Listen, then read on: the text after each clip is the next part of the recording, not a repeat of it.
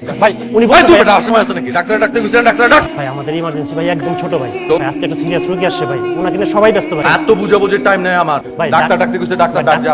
উনি কোথাও যাবেন না। আপনি রেশাদ হন বা যে রাজে হন না কেন, শুনেননি উনি কি বলেছে? এমার্জেন্সিতে আমাদের একজন পেশেন্ট মারা যাচ্ছেন, সবাই উনাকে নিয়ে ব্যস্ত। আর আপনার ছোট ভাই তো মারা যাচ্ছেন, আমরা দেখতেই পাচ্ছি একটু রক্ত বের হয়েছে, সেটা তো দেখছি আমরা।